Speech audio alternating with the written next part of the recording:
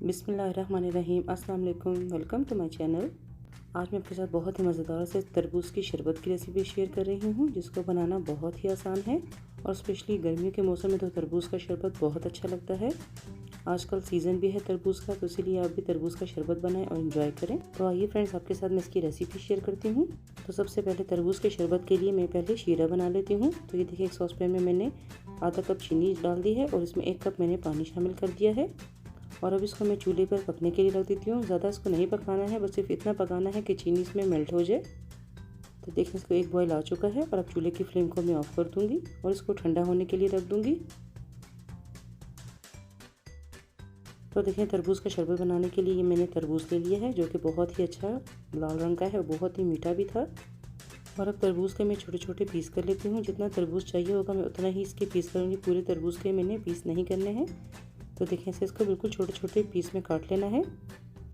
ज़्यादा बड़े पीस में इसको कट नहीं करना है, जो कि फिर देखने में अच्छा भी नहीं लगता है। और ये देखिए, ऐसे तरबूज़ मैंने छोटे छोटे पीस में काट लिया है। और अब ये जो इसका छिलका है, इसको भी मैं वेस्ट नहीं करूँगी। इसके मैं टूटी फ्रूटी में इसको यूज़ करूँगी। तरबूज़ के छिलकों से बहुत अच्छी टूटी फ्रूटी बनती है। उसकी वीडियो भी मैंने अपने चैनल पे अपलोड की हुई है, उसका लिंक मैं इस वीडियो के डिस्क्रिप्शन में दे दूँगी। जितना तरबूज़ मुझे शरबत के लिए चाहिए उतना मैंने काट के एक बाउल में डाल दिया है। तो देखें, ऐसे इसके मैंने छोटे छोटे पीस कर लिए हैं।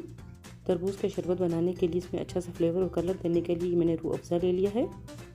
आपके पास रूह अफ़ज़ा, जामे शीरी या नोरस जो भी हो, आप वो शरबत भी इसमें यूज़ कर सकते हैं। होना रेड कलर का चाहिए।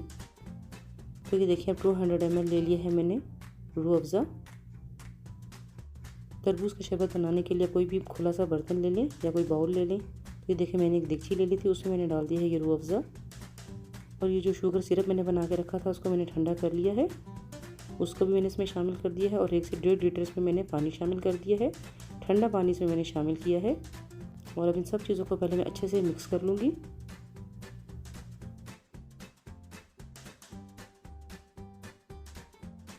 और ये ले लिया है मैंने 2 अदद लेमन। इसका जूस भी मैं इस शरबत में शामिल कर दूँगी।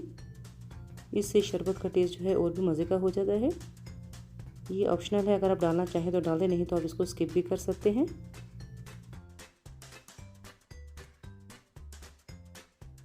और अब इसमें मैं शामिल कर दूंगी तरबूज़, जिसको मैंने काट के रखा हुआ था छोटे छोटे पीसेस में।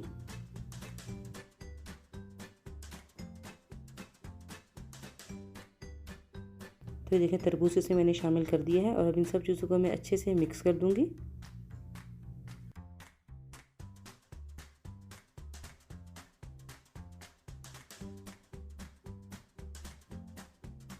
तो देखिए, इन सब चीज़ों को मैंने अच्छे से मिक्स कर दिया है। और अब इसमें मैं डाल दूंगी बर्फ़ इसमें ज़्यादा शामिल करनी है, क्योंकि जितना ज़्यादा ठंडा ये शरबत होगा उतना ही ये अच्छा लगता है।